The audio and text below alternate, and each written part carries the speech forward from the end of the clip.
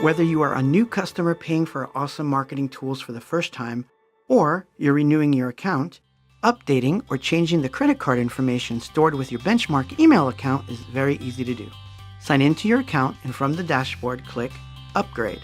Go over your plan options and be sure to check that you are on the plan that's right for you. At this point, you can also select to pay for a 6 or 12-month plan and get an extra discount. Click Continue. If the credit card and expiration information is correct, you may click Confirm. Now, if your credit card information is outdated or expired, click Change. And on the following screen, click Add a credit card. Fill in the credit card details and click Save.